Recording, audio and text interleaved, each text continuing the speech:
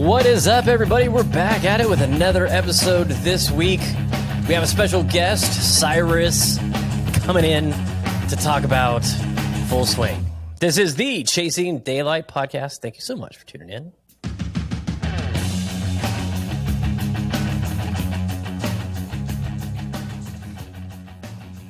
Yeah, Cyrus is going to be joining us shortly. Talk Full Swing. I mean, it's the biggest thing that's going on in golf right now is this Full Swing. Everybody's talking about it. We said, what the hell, you know? It kind of sucks that we record on Mondays and it came out on a Tuesday and then everybody's talking about it. I mean, hats off. Did you guys by chance listen to No Lane Up? I've listened to half of it. Yeah, 3-hour episode. But of all the things that I've heard, by far the best. I mean, their analysis and everything is amazing. We're gonna, give it a shot from our perspective and talk about it and see how it goes. So, Joe, did you finish the series? I did, yeah. Okay, and Jeremy has, and so have I.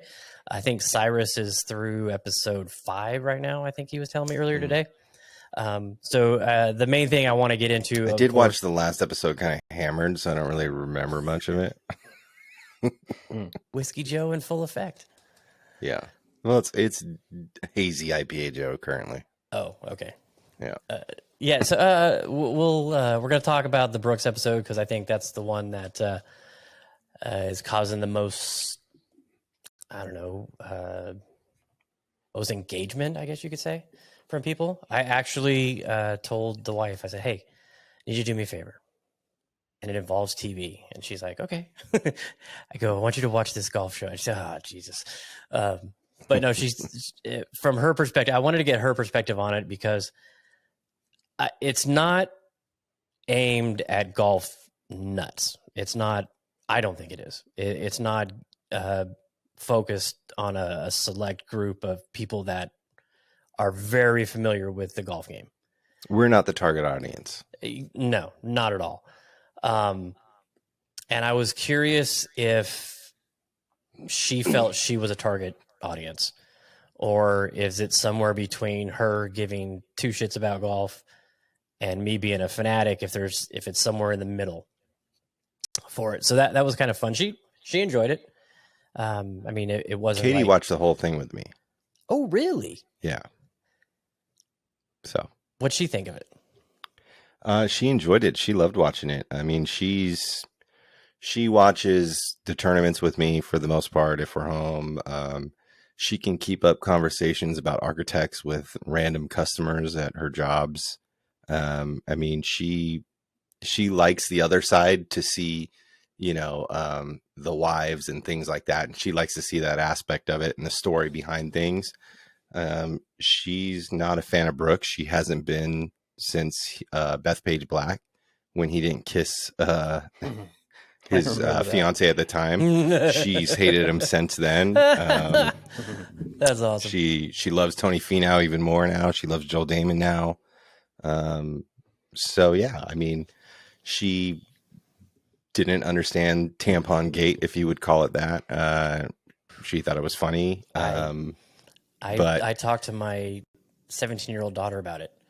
Yeah. And, she's played golf, she's played basketball, volleyball, lacrosse. She thought it was hilarious. Yeah. So, yeah, that's a whole other thing. Yeah. That thing came and went, though, pretty quickly, I feel. But because Tiger squashed it. Yeah. Immediately. Yeah. And it's Tiger Woods. Yeah. But yeah, she enjoyed the episode. She likes golf at a certain, like, she's got a tank. Once it's full, it's like, that's it. Like, I turned on golf one day. She's like, I watched golf all day. Like, it's been 8 hours now. Game over. Like something time else. To move on. Yeah, it's time to move on. But she enjoyed it. Yeah, she totally enjoyed it. Okay, Jeremy, did Joy watch it with you? We started the first episode again, but then we got distracted with boys, and so we're gonna watch it. She wants to see it. I think she's kind of wants to see it from that perspective too, like not really the golf, but just more like how these people, are outside the course, which for me is actually the most interesting part, is because you watch these players week in, week out. You have players that you like to follow, and your favorite players. So it's cool to see them sort of outside the ropes a little bit, even though most of it was inside the ropes. Still, just seeing their personalities was cool. Yeah. That's why I liked it. So, well, Erica said, she goes, why doesn't Scotty Scheffler get like the notoriety of some of the other players? I mean, he's playing great. And I'm like, one of the things that I really thought what No Laying Up nailed was when they said, we get off on golf for the shots and the action and the stories and the history and the courses and all that stuff. And when you take that all away, those are just average dudes. Totally. Yeah. And they're who's gonna, I mean, are you gonna watch a podcast or listen to a podcast or watch a Netflix series about your neighbor who sells Amazon? No. Yeah. There's a reason why we're engaged and attracted and some people worship these players. And if you take that all away, is it still going to be there? So I think for some of the people, yeah, it was still there. Some of the other people, I think me personally, the Mito Pereira and Joaquin Neiman episode, I could have slept all the way through that. And I was mad because like that was a good 45 minutes of my life that I could have been sleeping. I didn't get anything out of that at all. I mean, great story for Mito, but I don't know. That was just me. Well, Mito's kind of boring anyway. So, yeah. But I loved the no laying up quote from Tron, where he's like, "If I was a newcomer to the golf world, I would think that 99% of everything happens in Tulsa, Oklahoma." The center of golf, Tulsa, Oklahoma. Yeah, exactly. They did. God, they could have done that. It's hard. I mean, it's hard to create a series or a season, and the story is, because you're trying to create these stories out of this season long race when all these players are in multiple events together, and I see how it's difficult for them. I'm hoping that we get a season 2, they're already season 3, and it dives a lot deeper into the nuts and bolts of the tour, the nuts and bolts of maintaining your game, and because this was a welcome to golf for the Netflix viewership. This wasn't for us, like we've mentioned. Yeah, this was they mentioned the cut 87 times as if we didn't know about it, but we did. But they're educating a viewership to learn how the game kind of works. So do you think that's smart, having them go at it that way? Like, hey, like for the F1 series for me, it educated and was exciting, and I think the loyal fans of F1 got to see a side of it that they hadn't seen before, but also the newcomers like me. I mean, I followed it a little bit, not now that I had this show to like bring me so much more info. I was like, I really got into it. I don't see that happening with this show. I don't see the casual golf fan watching this and going, oh shit, I'm going to watch the next tournament to see what happens with Joel Damon. I think some might. Yeah. But I'm wondering if they went too far away from the golf fans that are out there trying to attract in new fans to the game. I don't know. I'm not 100% sold on the way they went about it. Yeah, I'm not 100% sold either. I think they went into this thinking this is going to help us grow the sport, which I think that was a bad mindset to go into it.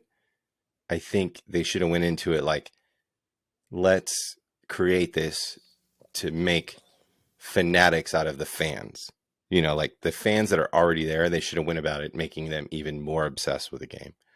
And I hope, I don't mind season 1 being what it was, because you do need a building block, but I think they need to deviate from what season 1 was going into season 2, and they need to build on it and, let us get fanatical about it and get deeper into the bolts. We got a dum-dum in the house. That we do. So do Eric, you guys? oh, go ahead. Sorry. Go ahead. No, Sorry. I was just going to tell Eric, hey, chime in. Let us know what you're thinking as we talk about this. Him and I had a great conversation the other day, and might be getting a little bit more Greenlee on the show. Yeah, that'd be great. Yeah, that's never a bad thing. I was just gonna say, do you guys have an interest more in them talking about their games and, maybe showing them, what their routine is like outside the rope, practicing at home? And do you have an interest in the golf aspect more or more their personal life? I have an interest more in their personal life because I would say like 95% of all that golf that they showed, we've seen already.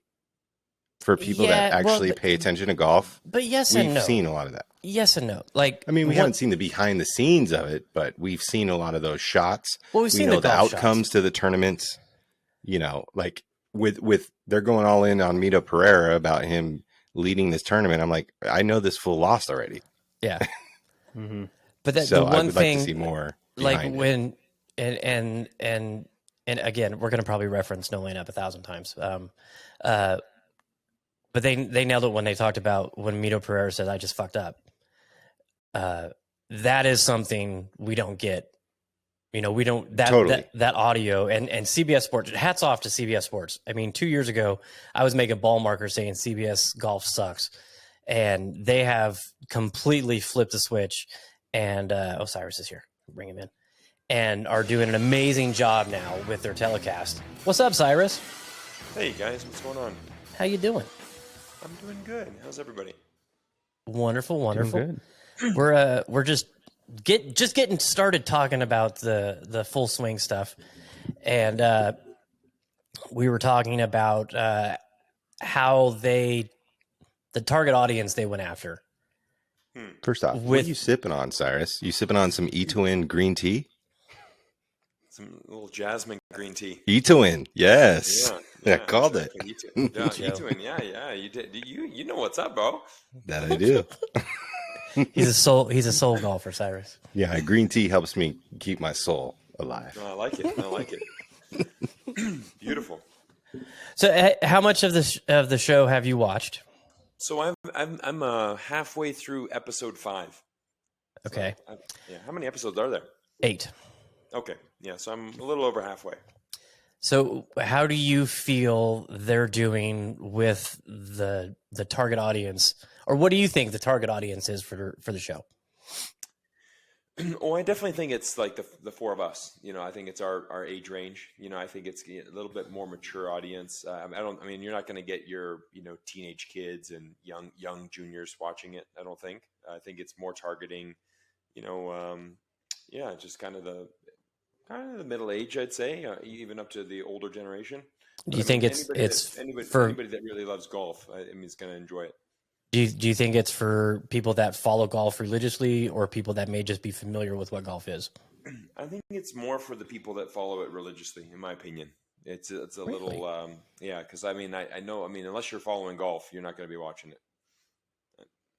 At least from with my friends here that I've seen. Yeah, we were kind of, I don't know. Me personally, I think they dialed it too far back to not enough golf geekness in it, not enough, over the top stuff that only golf crazies would understand. Yeah, a lot of on the screen. It was a lot of par equals expected score on this hole. Yeah, I mean, birdie, under expected score. Yeah, actually, when you think about it now, that if you're looking back at the episodes, they did like in a PGA tournament, there is a cut. The cut is that roughly half the players have to get cut after the Friday. So yeah, they definitely try to appeal towards the general audience. But I agree with you. I mean, I think in this regard, it's hard because golf it's an amazing sport to watch, but I mean, it's not one for the casual viewer. I mean, it's like Super Bowl. Everyone's going to watch that, right? Super Bowl, everybody can watch that. No matter if you like football or not, you're watching Super Bowl. No one's really tuning up, watching golf, unless maybe the Masters might be the one tournament where, it's like, okay, this is special for golf. But I mean, yeah, I think there were some good things there. I think some things they could have improved on for sure. Are you watching it with family, or are you just streaming it on your own? I'm solo. Even my wife's a golf nut, and she wasn't too keen on watching it. So I was actually quite surprised by that. I thought this would be our little like, hey, come on, my kids are to bed. Let's watch some PGA Tour. She's actually more into live golf. She's like, nah, I'm not watching some Netflix thing. Like once tee it up once it's on Saturday, like Tiger's in contention at Riviera, like tee that up. Let's go. Yeah. Nice. Yeah. That's my wife. She likes watching. She loves watching live golf. I wish I was. I would have bet money that she would have been all about this, but she's not. Interesting. Yeah, Joe was asking, was saying, do you like more of the personal life, what's going on in the players' lives, or do you like more of the grinding in their processes and what they're going through for a tournament? I think what you're really wanting is you're wanting a little bit more insight to your favorite players, but that being said, I did feel some of it was a little scripted and a little bit unnatural. Like for example, episode 1, the AT&T commercial. Well, like Jordan's like, outside his car and he's like, "Hey, Justin, what do you want me to say?" That was bad. Speech? Hey, here's my AT&T phone. Yeah, it was so corny. And then, so I'm like, you want to have a little bit more banter and a little bit more real. But I guess that's right back to where we are with the match, right? Remember the match when it's like Tiger versus Phil and everyone's expecting this amazing banter and them just being Tiger and Phil. But it's like, I guess when you're mic'd up, it's a little hard, right? I mean, you're just not going to joke as you would. You got to catch people like in the right time and right moment. I mean, yeah, even there's days when I play golf where I'm more talkative or there's other days where I'm not. Like it's one of those things where you got to catch lightning in a bottle kind of thing. But that JT thing was definitely very scripted. 100%. That was scripted, and that was the worst. That was the worst part of the show for me. Yeah, I agree, and I mean, and then like you have some like the episode 2 with Brooks was amazing. I mean, that was like, the bullshit radar, the bullshit detector was going off the charts when Brooks like, the Masters who won? Who won? Yeah. I don't even know who won the Masters. It's like, bro. Like, I was watching Bikini Barrage 2 with Jenna. Yeah, I mean, come on. It's like, you got like the hottest golfer in the world, right? I mean, I think that was Scotty Scheffler's 4th win, right? Was the Masters, right? So it's like, come on, man. But I thought, kind of my thought was, I actually really liked the Poulter episode because I thought the Poulter episode is you got a little bit like you kind of, you got what you expected. Like Poulter's always been for 20 years. He's been this personality. He was very open. You saw a little bit of kind of like him joking around with his kids and, just Poulter being Poulter. I thought his was actually a pretty good episode. The club throw was a little. I think the middle of the series, the middle of the series was the best. It was Poulter, it was Damon, it was Finau. Those were the meat of the show. Those were the best. Yeah, Damon was a good one. Damon was great. Damon was great. I mean, that was such an interesting insight to see a player of his caliber. I mean, obviously not like believing in himself. It's like, like I was actually shocked by that because it's just like, I can't win a major. Like I probably can't get a top 10. Yeah. I'm like, I'll never be a top 30. I'll never do this. I'm like, wow, really? Like, my personal opinion, that was the best episode that was released. And that's where we saw the player caddy relationship really closely. And they showed the dynamics of that, which I think if they can show the player caddy relationship more in the future. I mean, Gino is a interesting caddy and a great character himself. So that also helped that episode, but I think that was hands down the best episode. That's been my favorite so far because that was something like for us golf nerds. I mean, we're looking at that. It's like, wow, that was an interesting insight. Like I really learned something from that. And that line when they're playing it and Joel's not playing too good. And he's like, well, if you're not going to do anything today, I'll just get out of here. But I got to leave now to catch my flight. Yeah. I mean, those guys were really good. And it's interesting. My years being a golf pro in China, I had a chance to meet a lot of the players and caddies.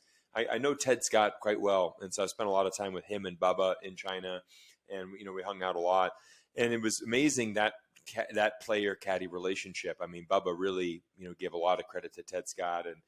Obviously, he's now on the bag with Scheffler, and they've had been on an amazing heater for the last 5 wins in the last 12 months. But and it was cool to see Scheffler in that one episode. And I don't know if you saw, like, Ted Scott was in the back, and Scheffler's driving to the airport, and he's like, "Oh, this is going to be the F1 Netflix thing." Yeah. Well, you're driving to the airport there, bud. Yeah. that was really a good little tidbit. I mean, because if they're filming a season 2, or if they're filming it, like, it'd be awesome to get Ted Scott on there, like, to see that relationship with a caddy and player. It would be right up there with Damon and his caddy. I think they could do a whole episode, just pick 4 caddies. Oh, and that'd be awesome. and just we saw a little bit of Greller, like Okay. a whole episode with Spieth and Greller, like, would be great. Yeah. just I would love to see, pick a tournament. Let's have them mic'd up, and if they make the cut, great. If they don't make the cut, just as good, because you're going to get some great content out of that. And just go through their routine, because you hear stories and you see some caddy involvement, and thank God, the CBS is doing the mic'd up stuff. It's amazing. Yeah. And we're getting to see a little bit more of it. But I mean, there's so much that goes on in those situations, and so many of those players rely on those guys so much. And it's awesome to see that side of it, because we've never seen that. Yeah, I think they could do a whole episode just of caddies, and because there's a whole camaraderie of once they're off the course, where the caddies, they all hang out together, and they're all chatting together. And it's one of my favorite stories was when we were hosting the HSBC, we had the Pro-Am dinner on the Wednesday, and it was quite sorry. So the Pro-Am dinner is on the Wednesday. The Tuesday is because it's always kind of the end of the year for the European Tour, so they always used to have this end of the year caddy party. All right. And this was on the Tuesday night.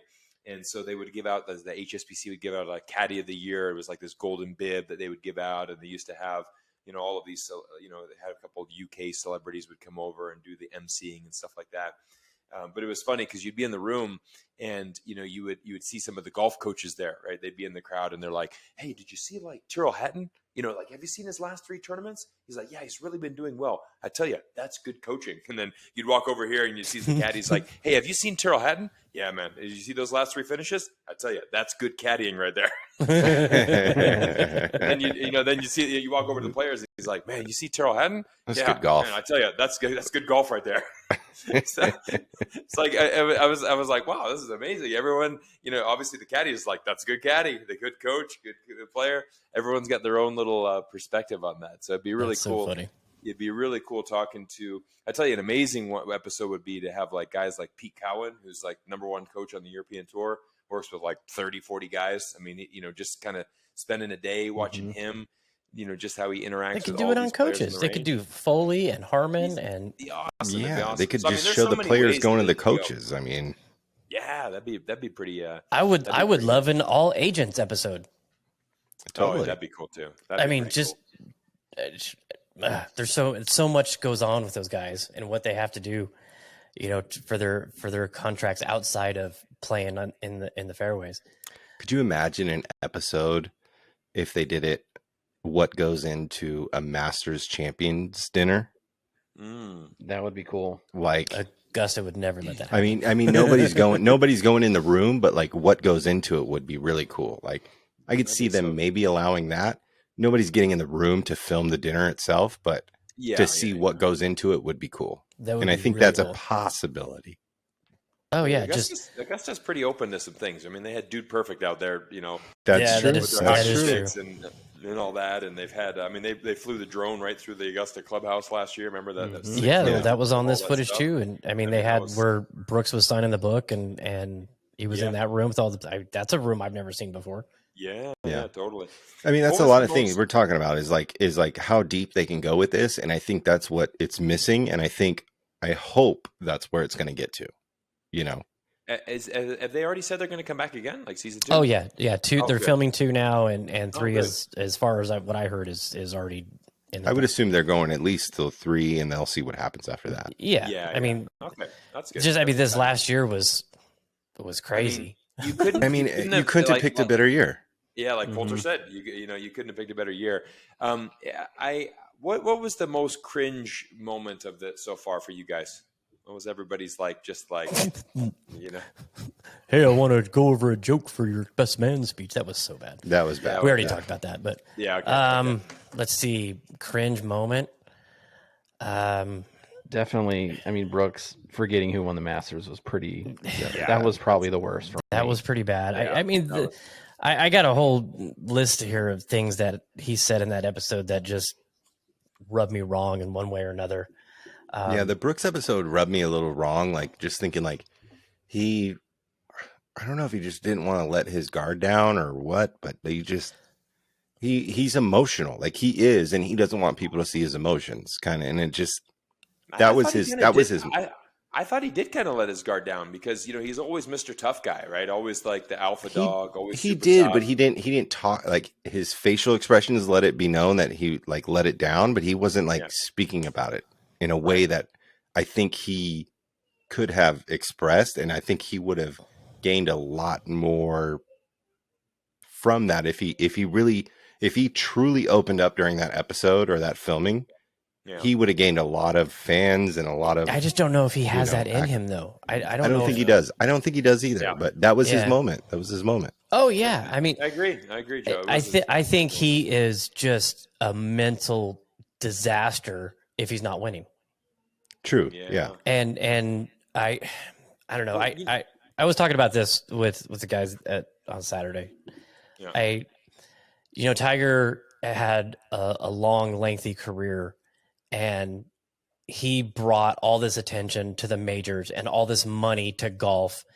And the majors are like, that's the big thing now. They've always been the big tournaments, of course. But now with so much money and so much notoriety and records and history, and, you're not a successful professional golfer unless you win a major mentality that's out there. Right. Is you have these guys that are good. And like Koepka, he wins 4 in a 2-year period.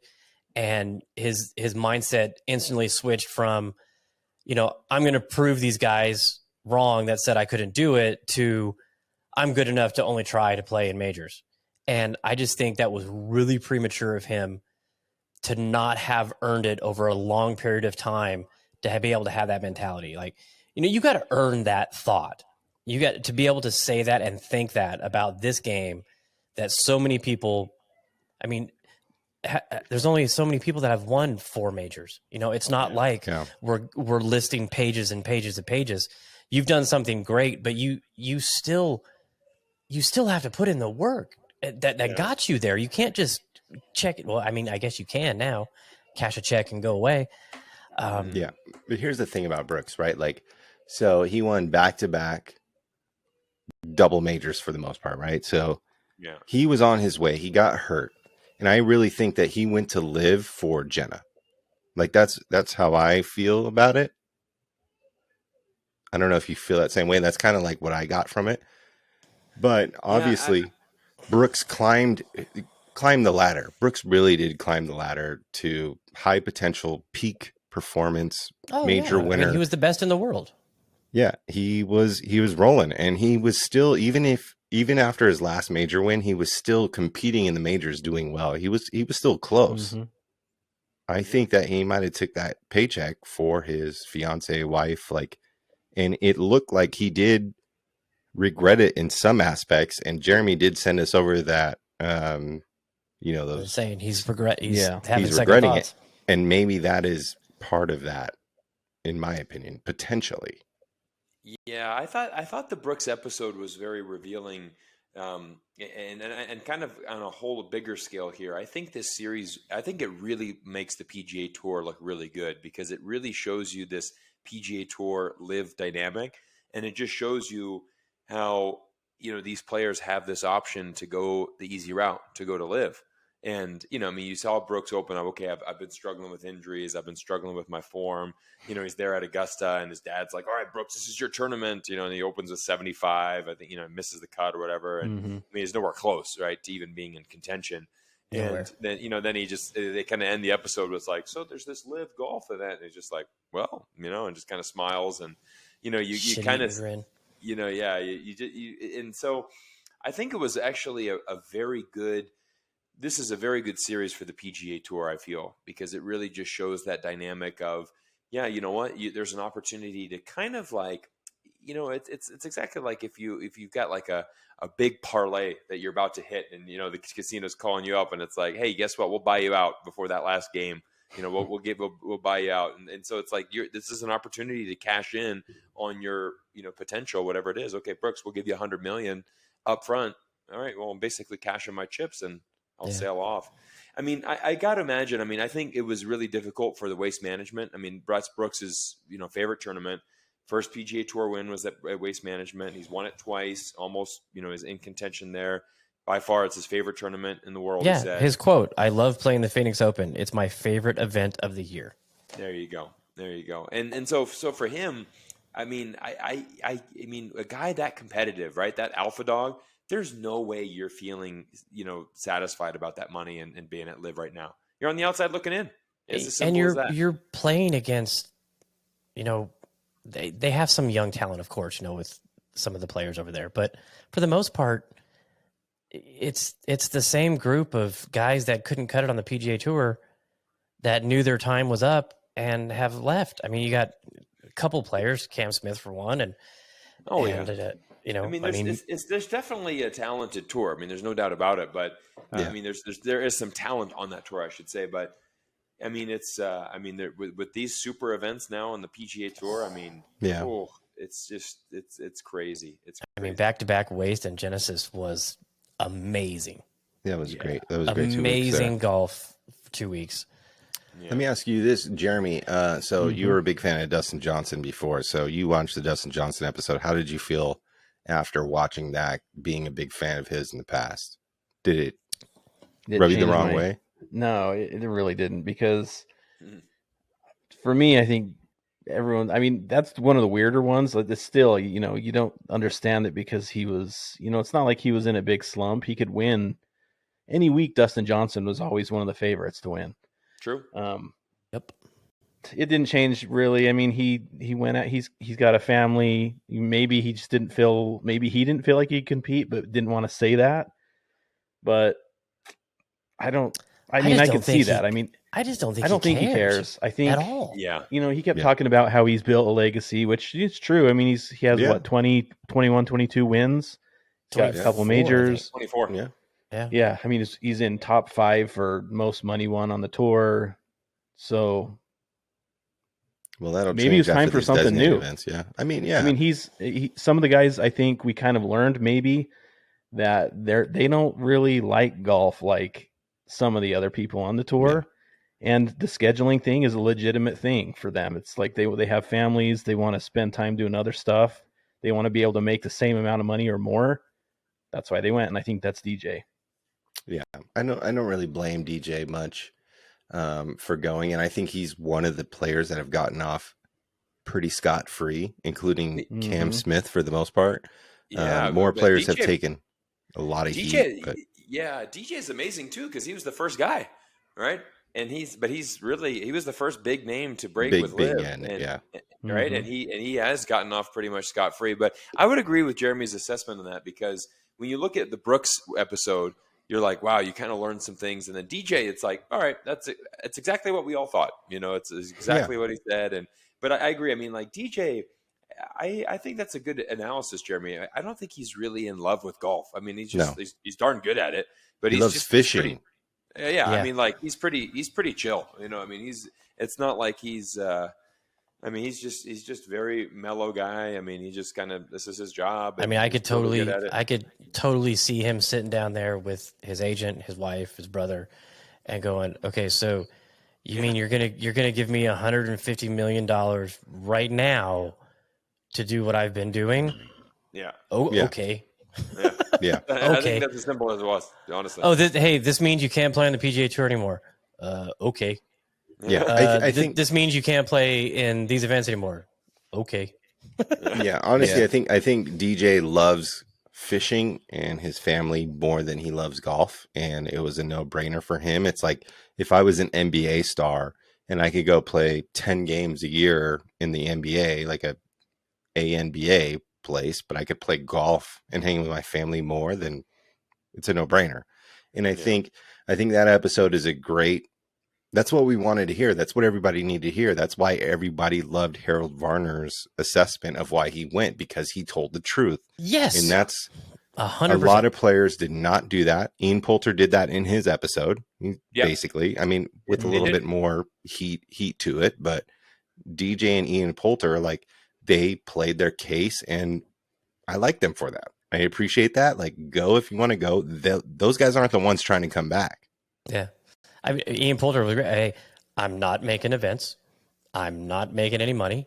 Exactly. He's like, I'm at the end of my career for the most part. So I've got a lifestyle that the kids pretty much prefer the private jet over, Spirit. Totally.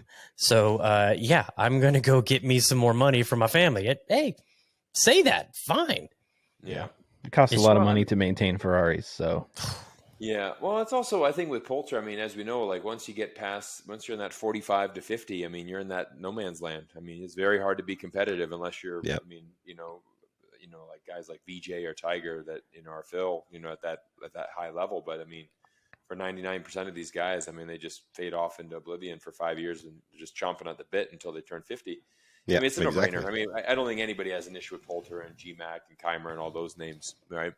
It's just, the Brooks episode was, I mean, it was really, it was quite revealing though. I mean, it was just almost like, wow. For me, I just thought, wow, this guy's really lost a lot of confidence. And oh my goodness, it's gone. Golf is just, I mean, man, when we're swinging good and the putts are falling, I mean, you just feel like, man, I love this game. I'm just cruising. And man, when it goes sideways, we all know that. I mean, it can just, you feel like, man, I can't hit a green to save my life. I have no idea what I'm doing in my golf swing. I'm just lost, right? I saw a reel today of someone filming a podcast. I think it was Stephen Malbon and J.R. Smith.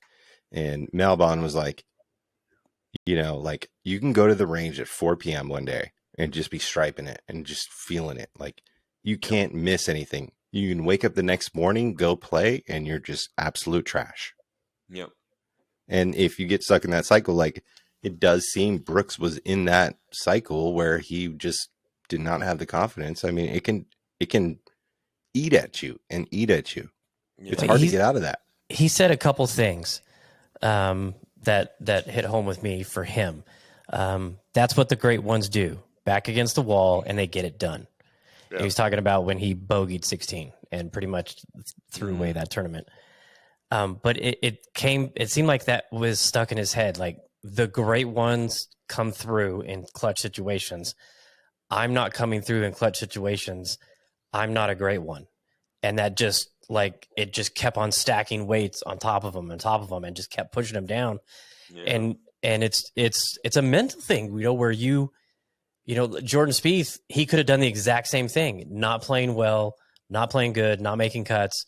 And, his mentality is different.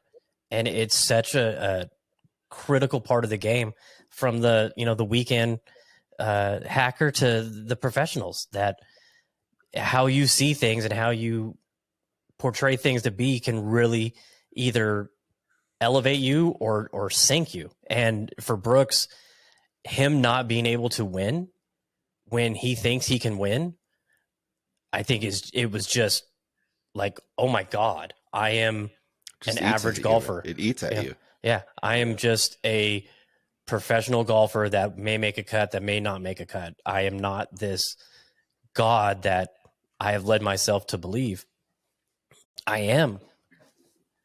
It's crazy, Yeah. And I would love to know, and I don't will ever get into it, but I would love to know Tiger's, when he was at his high and he was winning like crazy.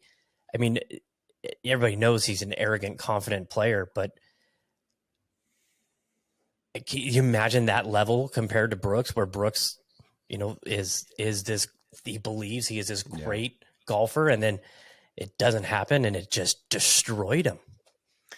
Well, I think, in relation to Tiger, as we know, that's obviously the talent's there, but it's the mental game that just separates him from everybody else. And it's the same reason why, remember last Masters, what did he shoot? Like 1 under, 2 under par the first day, first really round. And he did that because of his mental game. I mean, he's just ability to grind out a score and just never give up. I mean, even at Riviera this past weekend, like he shot 4 under on the Saturday, and he was like, I was trying to get it a couple more under because I wanted to get closer to those leaders so I could fire a good round on Sunday and win.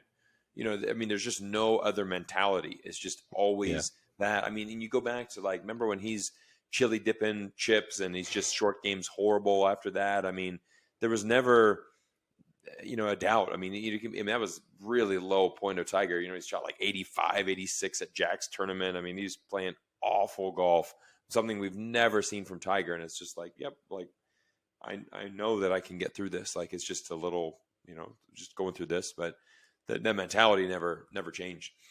So that's where I think it's really interesting when you got a guy like Damon who's just I suck, man. I'm not, I'm terrible at this game. I'm not.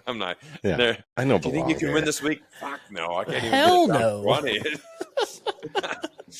And it's so relatable. It's so relatable though. That's what I loved about it. But then it's amazing though, because you look at a guy like Spieth, which is my favorite golfer, but I love Spieth just because of that. I mean, he does not have a good golf swing. I mean, he has some good elements in his swing, but he's got a lot of quirkiness in that golf swing. He's got a lot of, it's not one that you're like, wow, that's a beautiful swing. Let's model our swing after Jordan Spieth. You're going to model it off of his putting stroke and his mental game and his ability to grind. He just gets the ball in the hole, and that's, Matt, you said a good thing, right? If Jordan's there, he's just, as he did, right? I mean, he was low and he just grind and never stop believing. Yeah. So I had my wife watch this episode with me earlier tonight. I wanted to watch it again because after hearing so many people talking about it, I was like, wait, did I miss something? Because it wasn't as compelling to me as it was to some other people. To me, Brooks just kind of came off as the douche guy that I always have thought he is.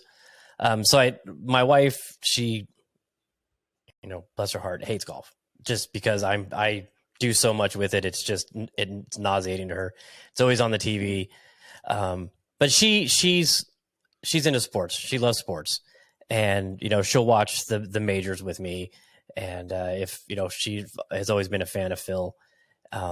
And so we were watching this episode, and when it got done, I'm like, okay, what were your thoughts on it? And she said, how come Scotty Scheffler doesn't get all the hype and recognition? I never hear anything ever about him. And, so I thought that was interesting. And I told her, I said, well, he's kind of just an average guy. He's not the best looking. He doesn't have the hot bikini model. He doesn't have the $1 billion contract with certain brands. He's just a guy that goes out and plays golf. Well, we don't know what his Golf Forever contract is. Yeah, that's true. Say that. But I thought it was interesting. That was one of her takebacks was, well, one was Brooks cusses way too much. She said, why does every other word out of his mouth have to be fuck? And then you have, Scotty sitting there reading the Bible with his, his wife at a coffee shop, and, just a normal average guy. And I said, I think that's, we talked about it earlier. You take all the excitement of the golf shot and the golf course and the TV and the lights and the action, and you strip that all away, and you have just a dude, just a guy. And I don't know if he will ever, maybe 2-3 majors in a year will get him to that elevated status, but I don't think it's he doesn't seem like the type of person that fame and money and winning is going to change. Yeah, I think Scotty Scheffler's probably like the majority of the PGA Tour players that you don't really talk about all the time. He's got to be the super humble guy. He's obviously religious. I think he's the hard worker that just does his thing and goes out and plays well. I don't think he's the flashy guy. Watching his episode was different because it was mostly like him, walking around, went and got coffee at the local coffee shop, and he's walking back home with his wife. And, that's the episode that I felt like, okay, these guys are just like us. They're just normal guys. They're just really good at golf, and especially Scheffler. I think Scheffler is probably the majority of the tour players. that we don't really, hear about. Yeah. He's just got major game. Major game. Yeah, I think I would agree with that. I mean, I remember talking to Ben Crane when so the week before he came to Shanghai to play our tournament, he had won the tournament in Malaysia, and it was just like 2011 or 2012, I think, one of those years. Anyways, so the week before he's in Malaysia, first prize is $1 million. So he wins this $1 million Maybank Challenge in Malaysia, and so it was a similar thing. He said it's pretty cool. Like when you win the tournament, win $1 million, you're the champion, and then all of a sudden, you quickly realize as soon as they give the trophy on 18, like they're starting to tear things down. You got to go to the media center. You give your media interviews. But he said it was a very surreal feeling because he was like, I went outside and I was the last one there. And then you have all the staff, they're trying to catch a bus to go back home or whatever. And he's like, not a single person recognized me. Like, no, like here I am. Like, you just won this tournament. And they're just like, yeah, let's get the bus. Like, let's get on. Like, the billboards are coming down. All right, tomorrow's Monday, back to work. Like, let's. And so he's like, huh, like pretty good perspective there, right? Where it's just totally. There's other things going on in life, and yeah, I mean, I think that's just Scheffler. I mean, he's just very, very, very casual, and I've spent a lot of time with the tour guys, in my years working with the PGA Tour and being in China. But yeah, I mean, most of these guys are awesome. I mean, they're just really good, solid people, and then you've got the interesting, personalities, guys like Poulter. I thought, we talked about his show was pretty good, so. And don't forget the hub of the golf world, Tulsa, Oklahoma. Tulsa. Yeah. That's where it all happens. Yeah. One other I wanted to mention was probably top 3 for me on that series was the Fitzpatrick. Now, do you think that he's even in this show if he doesn't win the U.S. Open?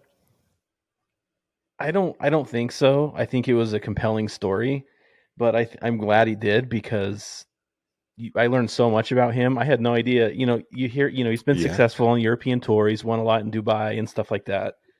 He hasn't really done a whole lot here until the U.S. Open. So I think it was cool to watch that. But just seeing like his personality and, he writes down every single shot he's ever hit. He remembers every single shot. He knows all the scores. He's extremely analytical. I think that was so cool. And I loved watching them, him play the last hole in the U.S. Open. He's getting heckled. I mean, you don't hear that as much in the crowd, but people are yelling some pretty interesting stuff out and, walking right behind him. He can't even get through the ropes. I mean, that was cool to me, watching someone that flies so far under the radar and just seeing him like blast through and become a person that's on a Netflix series. Yeah, that was great point, Jeremy. Yeah, that was a good one. You should talk more. That's what I've heard. I like the Fitzpatrick episode because he's we give all this credit to Bryson for bulking up and adding all this crazy distance, but actually Fitzpatrick is a great case study. If you look back at his driving numbers and how. I mean, I think he's gained like 10 miles an hour with the driver, more than 10, definitely double digits. But I mean, he's just so meticulous. It's like, all right, I'm just going to optimize all of these things and really like use data to my advantage. And he has stretched out every single ounce of his body and gotten every additional yard possible. And it's paid dividends. I mean, it's big dividends off the tee. Yeah. And, I mean, it's awesome to see a player that analytical be like, okay, I've got the data to back me. Let's go really experiment and take it to the next level. And he's Ryder Cup for the rest of his life.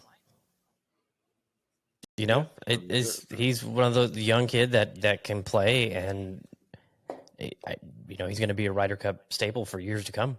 Yeah, let's see that. Which is good for Europe because they need some people. They need some people. They need some people. The Hoogengardens are coming. No Hoogengardens.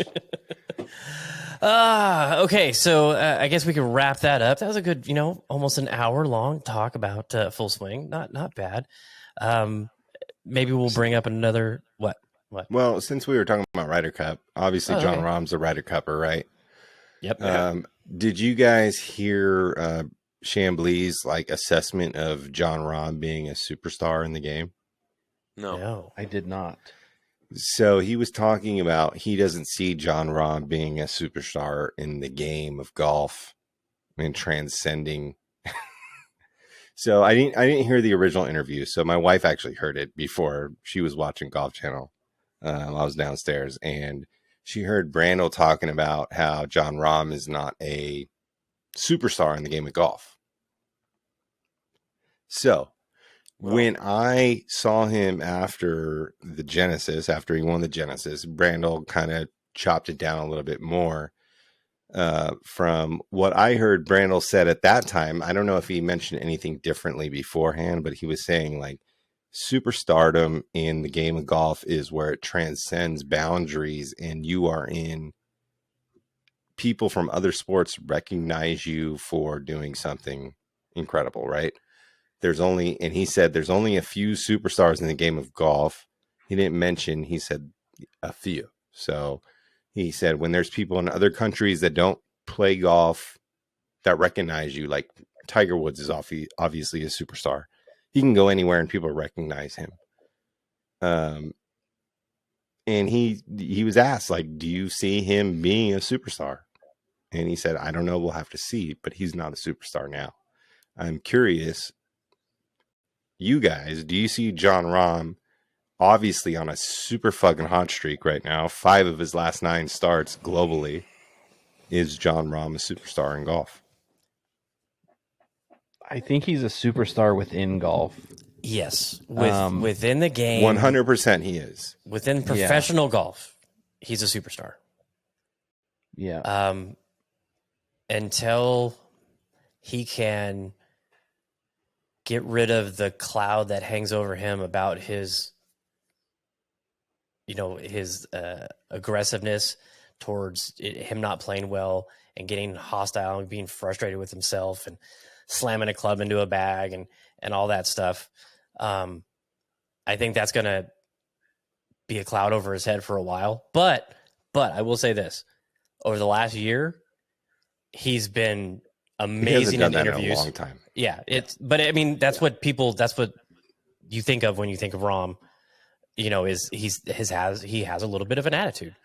But like I said, over the last year, the interviews that I've listened to him on, he's been fantastic.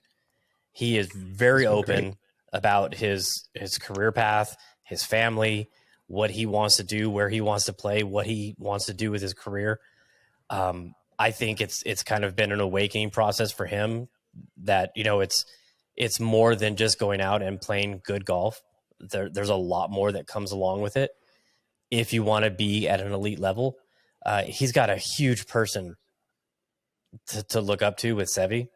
Well, and you just passed Seve on PGA. Yeah, I'm talking about legacy wise. Seve is a legend and did things for the game in Europe that is, unrivaled. And I think if he can maintain his focus and do things the right way, the sky's the limit for him, man. Sky's the limit. I think the only thing that's I don't think the anger issue is anything that's holding him back. No. I was talking about before. That's what everybody focused on. Yeah. Yeah, I don't even think of him like that anymore, honestly. I think Tiger had some serious anger issues early in his career, swearing and, whatever. But I think the thing that's going to push him to superstardom is majors. Yeah. Majors and I think that's the only thing. I think he's going to win the Masters. He's got to win, winning over in, the Open Championship. That's a big one. Obviously he's from Spain. He's from Europe. So, I mean, that's a big one.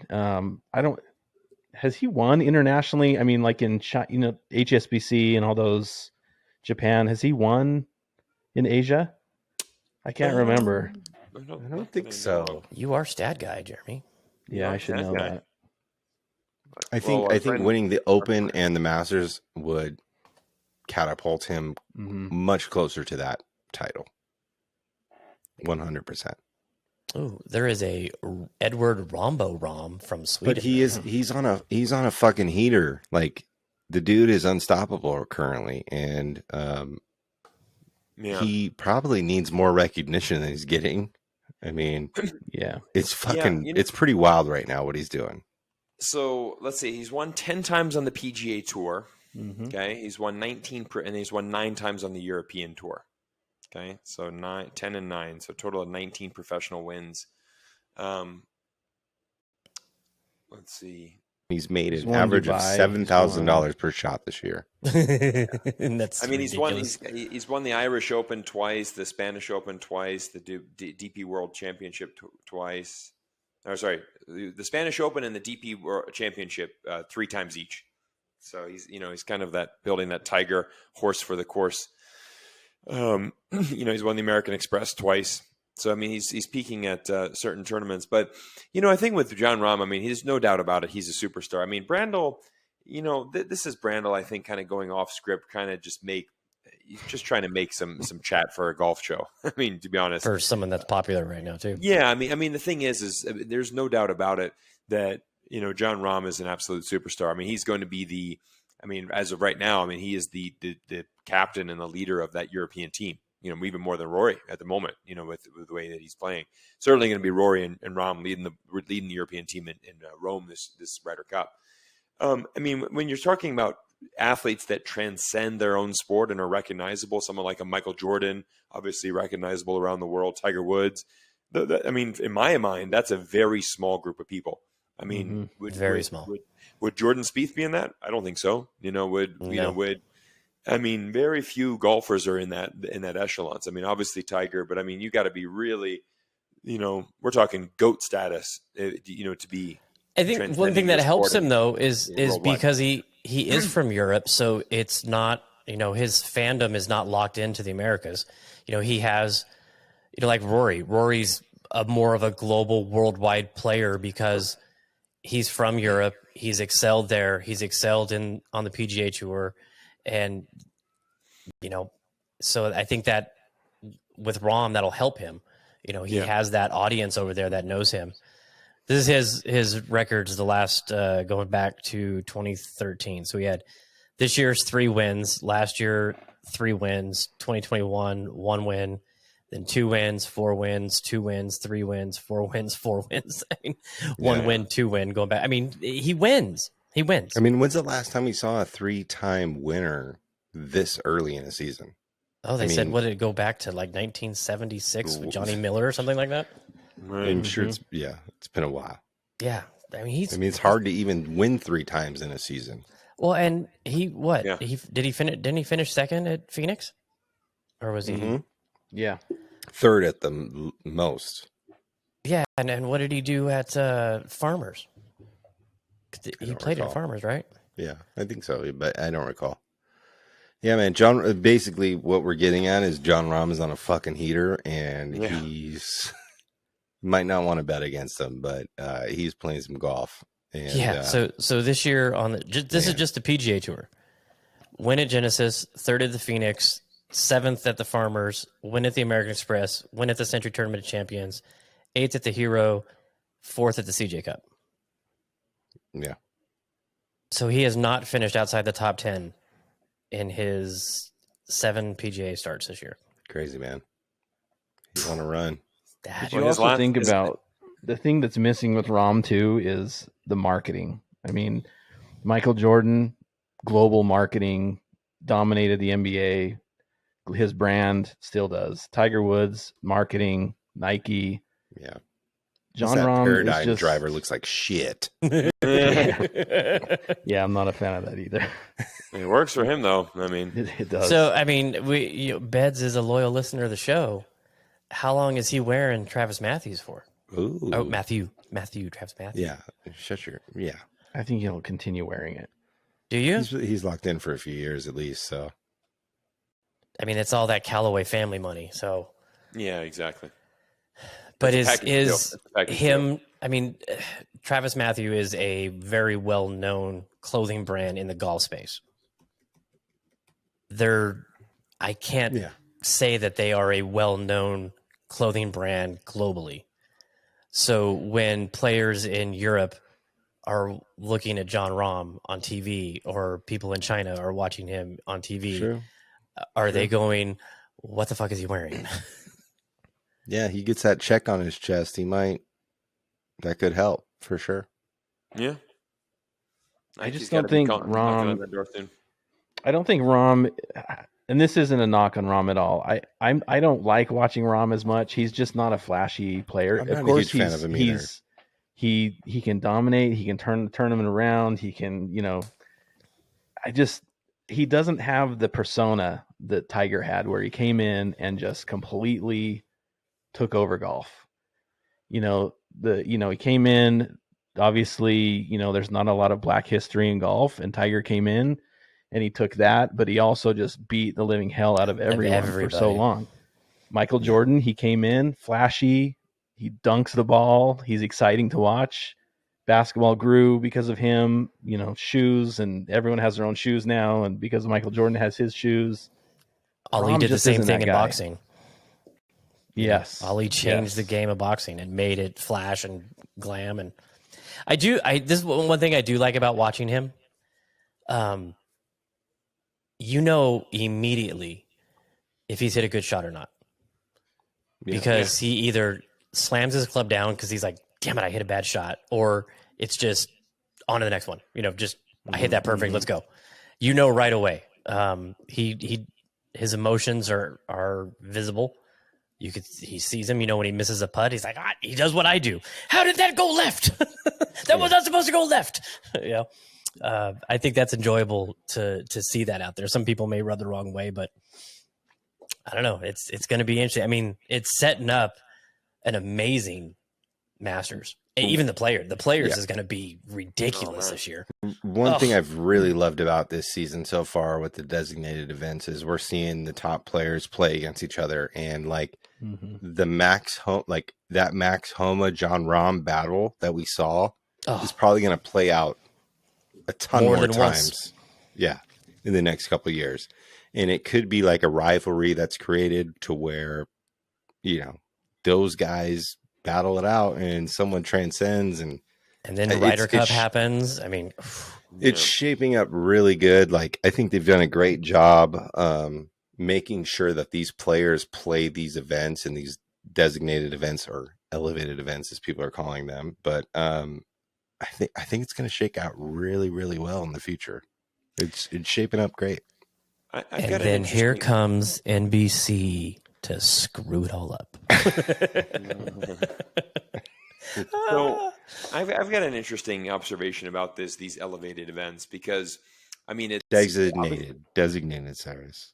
Sorry, designated. Was it? It's designated elevated. That's the actual term. PJ Tour called them elevated when they first talked about it, though. But now they only say designated on broadcast. Yeah. It's a designated elevated. So it's a designated elevated event. For me, I think it's a double-edged sword in a way, because number one, it's awesome that you're going to get the top guys playing, because now all of a sudden, like you saw Rory at Waste Management, right? Rory would never play Waste Management, but now obviously he'll never play it again either. Yeah, well, he missed out on Hawaii. That's why he had to play it. If he would have played Hawaii, he wouldn't have had to play that. You don't think he just because of the purse? No, you can only miss one designated event a year. Oh, geez. From what I understand. Yeah, I think you're right. But see, that's the problem, though, is that now, for example, now we're going to the Honda Classic and no one's going to be there. Nobody. Right? So the issue But no one's ever there. No. Mm-hmm. Rory's usually plays there. He can still play it, though. This is the last year for the Honda, too. Is it? They're pulling the sponsorship. Oh, wow. It won't be called the Honda Classic anymore. See, what I'm thinking what's going to happen, though, is even look for us here in Vegas, right? The Shriners is already one of the least spectated tournaments on the tour. Now with its schedule being in the fall, it's really, in my opinion, I think it's really up in jeopardy, the future of that tournament. Totally. Yep. Totally. It's very, so the problem is that, you have these designated events, that it's great because you're going to get 19 out of the top 20 players in the world playing them. Great. Okay, they're all coming together. Did you guys see that tweet from Thomas Peters in relation to that? So I think he's 34 in the world, and he's, he tweeted out, he's like, well, I'm not, guess I can't play Riviera this week because I didn't get, number 34 in the world can't get in, and now he's bouncing to live. And so, So did you guys hear that? Peters has gone to live with a couple. They announced a few. There's like 5 new Danny players. Lee, Danny Lee, Kevin Streelman. Streelman, that's the one that surprised me. But I mean, it doesn't Streelman surprise going to me. LIV? Yeah. Yep. Wait, was it Streelman or was it who's the other? Brandon Steele? Was it Brandon Steele or Brandon Steele? I think it was Brandon Steele. Okay. Yeah, not one of the Steele. Wilson guys. I mix those guys up all the time. Oh, so bad. There goes my Well, Wiley. yeah, it was Brandon Steele, not Steele. But I think what the problem is that I think the PGA Tour is kind of getting a little segregated right now, because you're going to have basically, you know, these upper echelons tours, and then the rest of the tours the rest of the events are just going to be mid-level. You know, you've got two. You know, it used to be, all right, the PGA Tour every week is a good solid field. Now you're going to have either a super field or an average field or a below average field. You know, yeah, but I would say that a lot of the fields lately have not been like great. Like Shriners last year was not great. It's getting better every year. It is getting better. It has gotten better every year over the past few years. It's not great. We have like one top 10 player. Well, that's I mean, that's again, like looking at the 50 events that they have in the year. I mean, Shriners is in the bottom 10. You know, I mean, as far as just you know, it's just not a big tournament. It's just but even like who played Honda last year? Like nobody amazing. Seb Straka. Yeah, Seb Straka played it. Seb Straka is great. I love Seb Straka. No, I mean, I think it's just tough. I mean, there's so many events, and you know, these top guys, right? I mean, if you've got 12 designated events plus your majors, your WGCs, that's them for the season. Done. They're not playing anything else. Yeah, I mean, I get what you're saying, but it's going to be great to see the best players in the world playing at the places that we want to see. Yeah, I mean, and that's what the PGA Tour wanted. I mean, that's what that was the response to LIV, right? But this is also one of the things that may not figure into this. In order to get into those events, you have to be certain ranking in the world, right? You have to be a top player in the world. Yeah. To get into the elevated designated events. Just playing in those events only is not going to keep you. You know, if you don't play well in two of those events, you miss the cut. You're not going to get into the next one. Yeah. You know, so you're gonna want to still play to maintain your status. You know, as a relevant player, and I think that's one of the drives for these guys now. Eric, I don't know if he's still here. He bounced maybe, but his buddy Joseph Bramlett, you know, he played in all the California events up until Phoenix. And you looked at the alternate list in Phoenix, and it was, you know, 10 guys that all had played the last 3 weeks on tour. And now they're alternates because they didn't get into the event. This week, they're all back. So they got a little break. You know, maybe they didn't. Yeah, of course, they'd love to be playing. But, you know, they got a little break. Now they're back. And a drive for them could be to play well enough to get into those events. Right. Yeah. They get a top 10, they're probably in. Yeah. I mean, Taylor Montgomery had absolutely no shot at getting into any of the elevated events. Comes out, plays his ass off the first 6 events of the year, gets in both of them. Doesn't play too well, but he got in them and played. Yeah. It's interesting. I mean, golf's a fickle game, man. I mean, it changes day to day, and it's cool to see something new. It's cool to see the tour trying something new. You know, like a lot of people have asked for them to try and do something new, and I feel like they're finally listening and they're trying something. They had no exactly. other choice. They had to. So they were forced into it, but they're trying. They're trying to do something to do something new. So we'll see how it goes, and if it doesn't go well, then they'll adapt, hopefully. I mean, or we're going to yell at them for 10 years, and then it'll change in 10 years, or... Well, we'll see. I think this is the last season. Is this the last wraparound season? Yep. Yeah. Mm-hmm. Yep. Right. So we'll see how that. Yeah, I'm interested to see what this new schedule is going to look like. Yep. The tour championship. Once it's over, the next tour event is Hawaii. Yeah. Well, or the next points event for the season is Hawaii. Yeah. They'll have events. They're just not in them.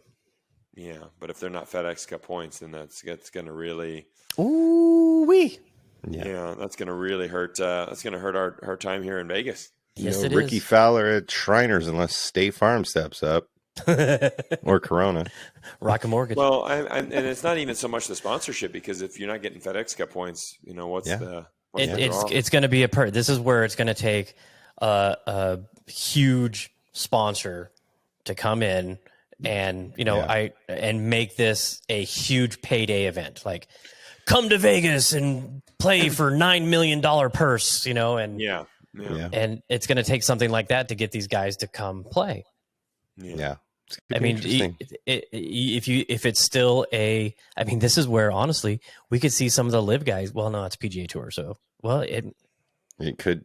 I could see live playing an event. We could see live just taking up spots at these courses that PGA Tour leaves behind without FedEx Cup points. Who knows?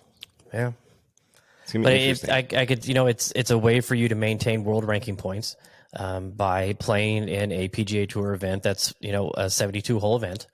There's going to be reasons to play in it, but unless the money's there, the guys aren't gonna.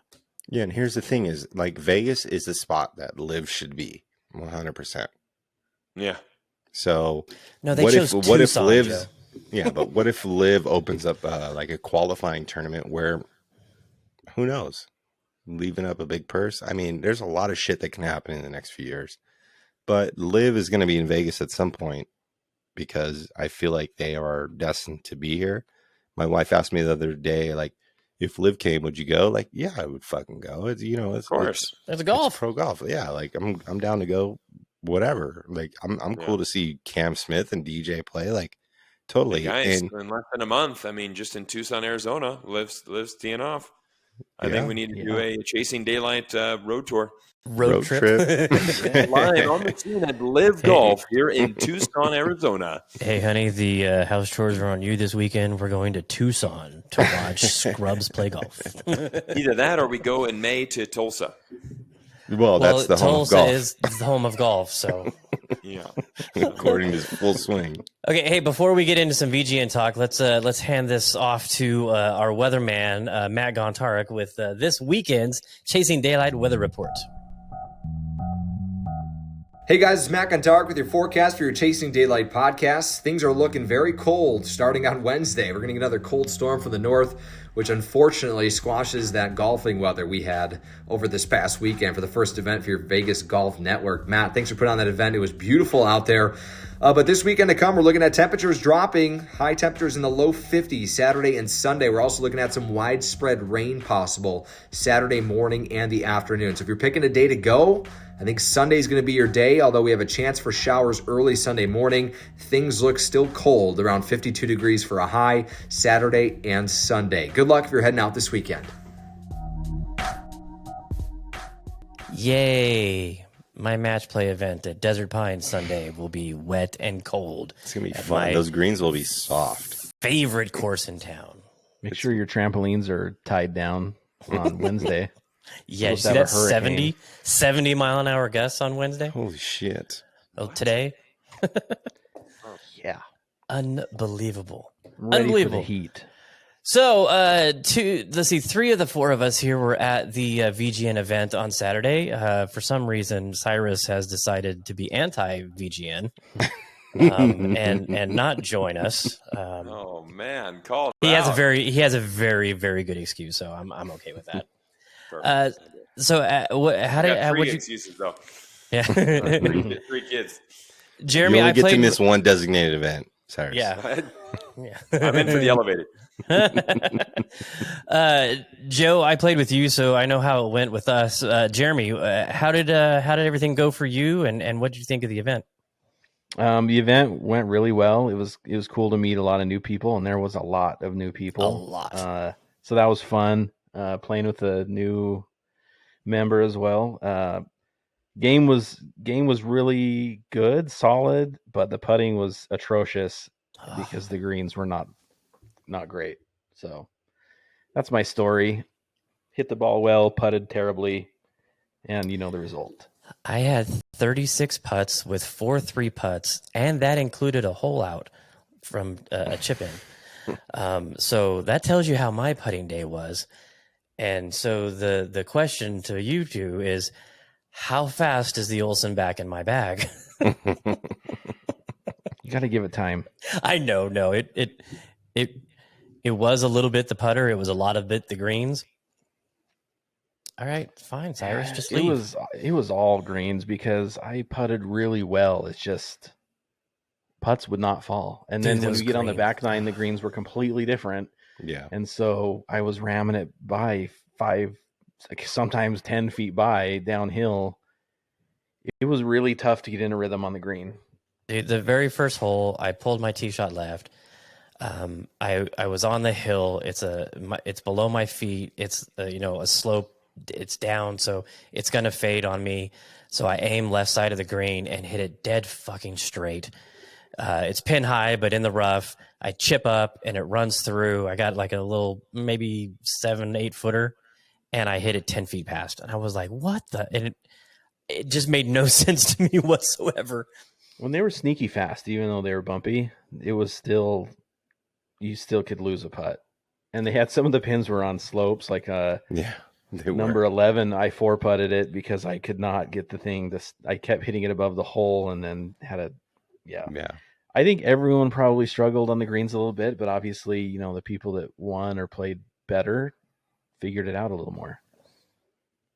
Yeah, I love the back 9 greens. They're really, really good. Mm-hmm. The front 9s are terrible. On 9, I had just a little 5-footer uphill that I putted through a canyon, and like as soon as I hit it, it hit the wall of the canyon and shot left, and I was like, "What the hell is going on here?" But it is what it is. Other than that course, I think the course was in really great shape. Lots of marshals out there pushing people. Unfortunately, the group ahead of us was insanely slow, so we slowed everyone else down. But I think it was a great event. I was run seamlessly. Yeah, I'm very, very happy with how everything came out. With 60 players out there, a lot of new players, the chance for it to go sideways, could have been there, but I was really, really happy with the way everything turned out. And hats off to the winners. Bob, that was Bob's 5th win in the VGN. Yeah. He is 1 behind Dan for most wins ever on tour. He's the Jon Rahm of the VGN. Yeah. Travis Matthew. Yeah, right. True. Anger issues. Just kidding, Bob.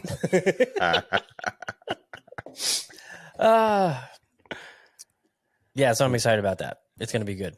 Next event is coming up in March out at Pahrump. Looks like 59 spots have been sold now. So I'm totally thrilled about that. It's amazing. Yeah. And I'm excited to go there again. I think we all played together for the first time for me. With Joe, Miles. was that your first time? No, that was my second time. I haven't been out there since, though. So. Yeah, either have I. Yeah. Hey, I know Glenn just won. Glenn, I was just gonna say he won out there. He won the NY Amateur in the senior division. So congrats to him. Is he in the field? No, he is not going to be in town. Okay, great. I mean, we'll miss you, Glenn, but great playing out there. There's going to be a little bit of movement in the divisions. Mr. Andrew Snyder, I'm a little mad at you. He never responded to any of my emails about getting his scores put in. So he had 2 scores posted. So I just took the average of the 2 and gave him a 21 handicap. And then Saturday morning, he was generous enough to post about 15 scores and show that his true handicap was a 12. Oh, wow. Yeah. So he's been red flagged. Are you going to edit this part out? No. No. Hey, did you watch my video today? Did you watch my VGN address? Take it from me. Take it from me. Post your scores.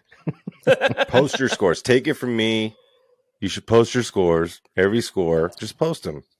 That's what I do every time, all the time. Public service announcement from Hitting Greens. Post your scores, boys and girls. Because I do. Because I do. Too funny.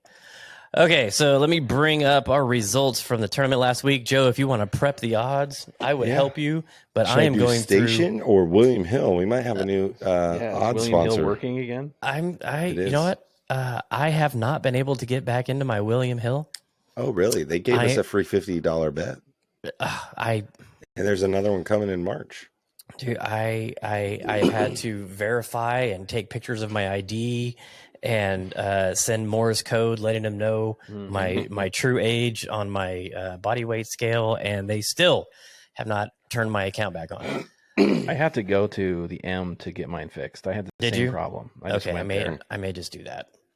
So let's see. This last week, I was the big winner because I had Mr. Max Homa. He finished second, elevated event, so I got 315 points for that. 30-point bonus. Let's see. Joe came in second with Jason Day, who finished ninth. And Jeremy's run of 4 consecutive wins is over. He had Xander Schauffele, who finished 33rd. So I caught up some ground here. I'm still trailing. Jeremy has the lead at 1577. Joe's at 1220. And I am at 1058. So made a little dent. Made a little dent this week. Much more exciting this year so far. Yeah, we're all right in there. But I made a huge dent in our Chasing Daylight team for the one and done against Birdies and Bourbon. Team. Yes, team. I emphasizing the team aspect of that, even though I don't know how we're doing it. But I guess we'll drop our lowest point value, maybe.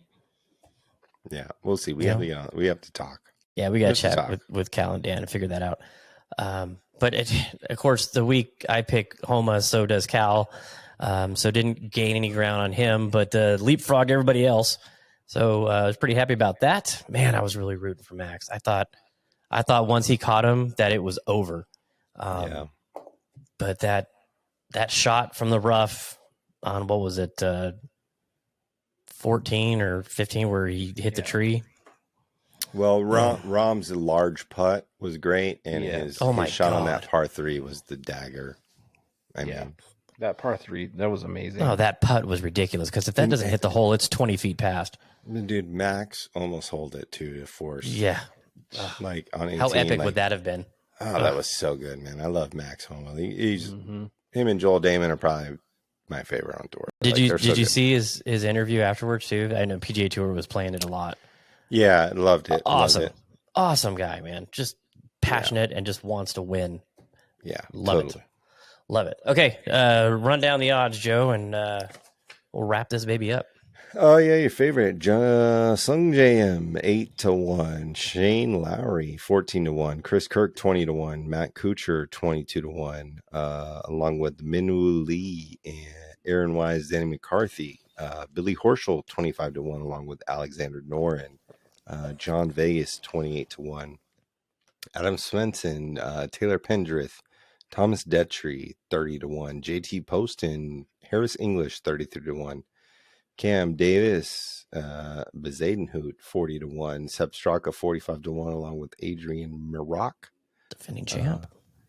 Stefan Yeager is also 45-1. Lee Hodges, Robbie Shelton, Garrett Higo, Hayden Buckley, Danny Willett 50-1. Pedrog Harrington 65-1. Kramer Hickok 100-1. Did you say Patrick Harrington and you said Pedrogig? Pedroggy Harrington. Yeah, I mean it's Patrick, but it's not spelled that way. It's up for interpretation. Exactly, totally. I know they always say that. Patrick with an Irish accent, you nailed it. Yeah, they always say Patrick Harrington. It's not. It's Pedrog. Sorry, Padraig. It's Padraig. Patrick Harrington. Patrick. I don't even know where I left off. Anyway, Harry Hall's in the field at 125-1. Go get you some, Harry. Akshay Bhatia 150-1. There. Jason Duffner 201. Get your dude wipes. Down at the bottom at 300-1, we got Andrew Landry, Austin Cook, Augusto Nunez, Paul Haley II, Sung Yul No, and Zach Blair, Mr. Tree Farm himself. Nice. Hey, the soundboard's working. So I'm up first.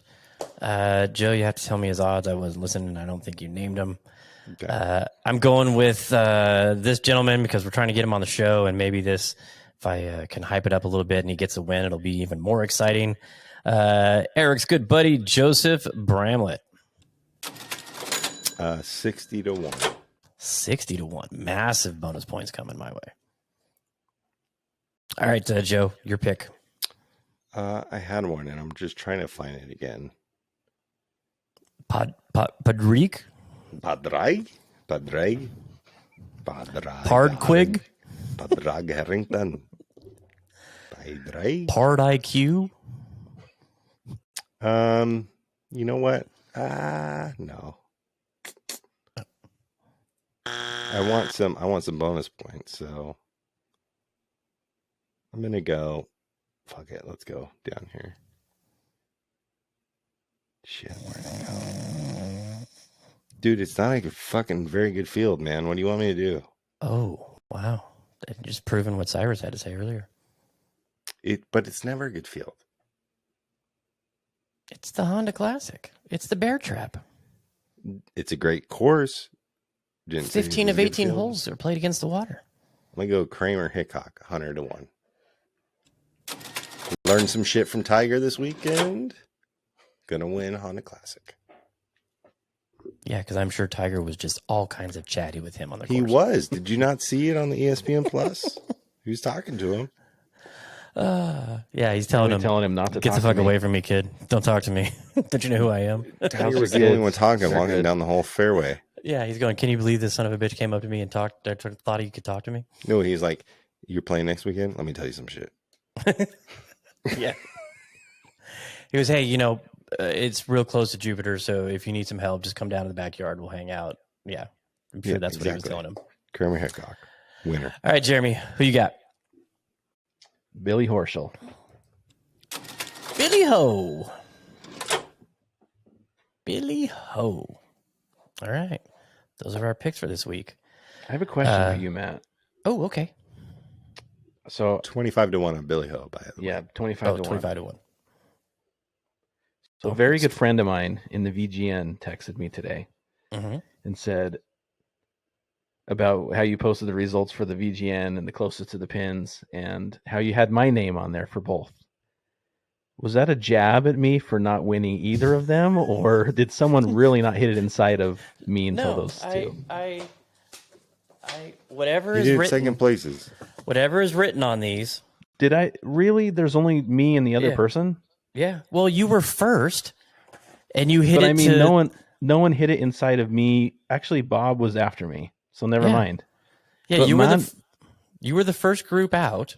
So you hit it to 3 feet 8 inches. I just forgot. On the first I one. forgot Bob was following us. That's why. Yeah. I was like, someone had to have hit it within 19 feet before Bob did, but so he was literally after me. Whatever's on here. I mean, if it was filled up with 10 names, I would write everybody's. I would put everybody's on there. I gotcha. I just didn't know if you were because we'll have to mix it with CTPs, and I didn't want to know if you were. Hey, loser! You lost both of these, sucker. Hey, you did have the most pars. I did.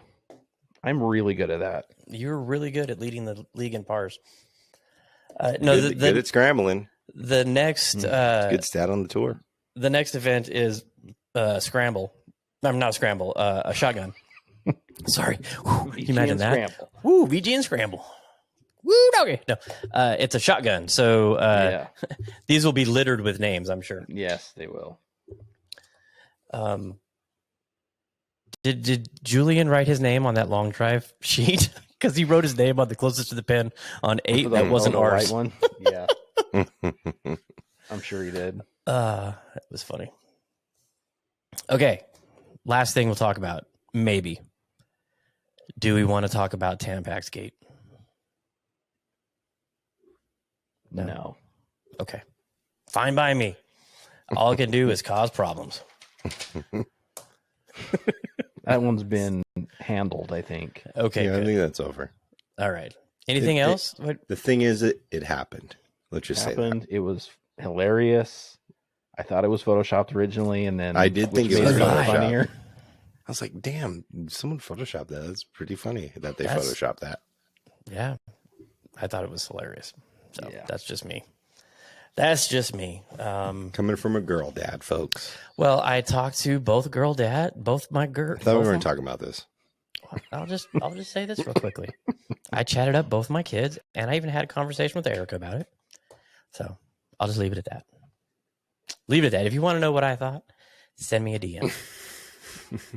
I will not be going off social media, and I will not be donating money to causes for women. So sorry.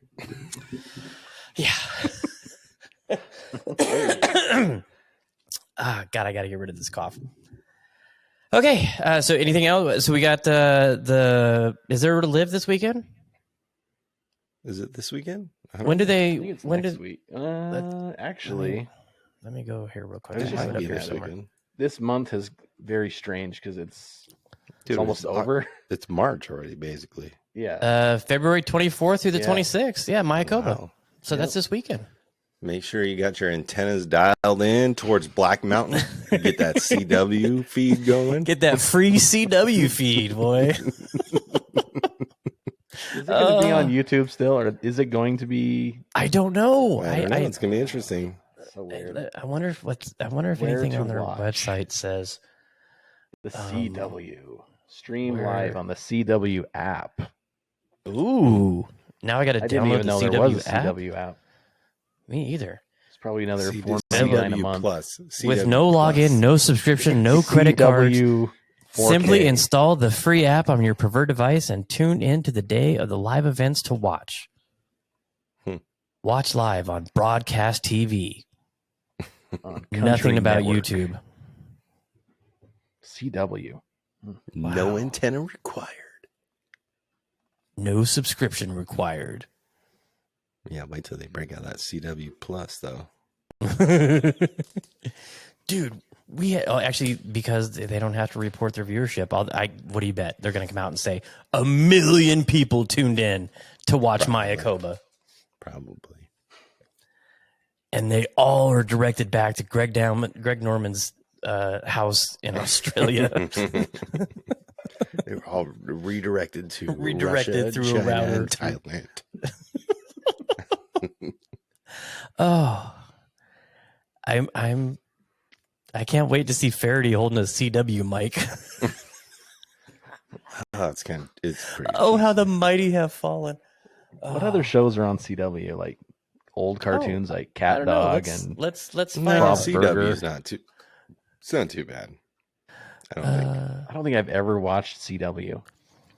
they play Modern Family and stuff like that. I think so. Oh, the front page live in 4 days from Mayakoba. Getting some recognition. Yeah, trending now. All American, The Flash, Homecoming, 90210, Empire State, Rain, Blue Mountain State, Winchester, Sleepy Hollow, The Following, Dark Matter. Yeah, so maybe the CW got some influx of Saudi money to make this look like, because it looks like a legit website. I mean, CW's been around a while, but Yeah. I don't recognize any of this shit. Gotham Knights, Superman and Lois, and Riverdale. I do recognize Coming soon. Battle Royale, though. That's something interesting. Wow. Popular full series: Lost Girl, Scream Queens, Salem, Krypton. It is where you can watch Whose Line Is It Anyway. Oh, that's a great show. That it is. Shout out CW. Oh, I have Emma watch that all the time because she has to do improv stuff for a theater all the time. And I'm like, watch these icons. They're Those amazing. guys are good. Yep. So good. All right. I think that does it. We got anything else coming up this weekend besides Desert Pines? Anybody playing Saturday? No. I'm definitely not playing Wednesday. No. Dude, so I got to give a shout out here real quick to a local that I just saw post this on Instagram. It was hilarious. Let me go to my account real quick. The hell was that? Sleeping.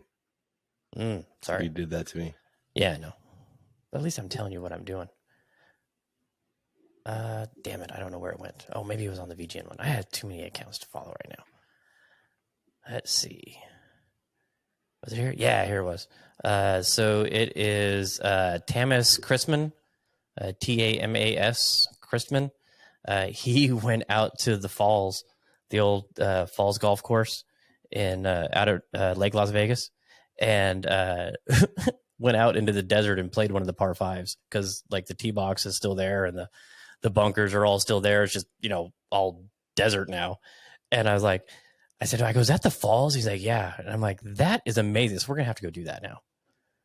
Yeah, that sounds fun. Go play a desert par five that's, just a shallow of a course. So that sounds fun.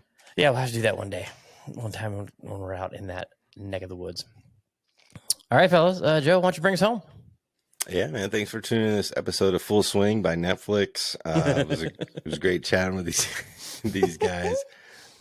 No, seriously, appreciate you listening. Tell your friends, tell your family, tell your homies, tell your children. We're here every week, Chasing Daylight podcast. Thanks for tuning in. Really appreciate it. Shout out Cyrus PGA for jumping on today, giving us his thoughts, and thanks to Mr. Rick and Chris Torres for jumping in the chat. Obviously, appreciate that a shit ton. So we'll see you next week, and till then, make sure you get out and chase some daylight. Later.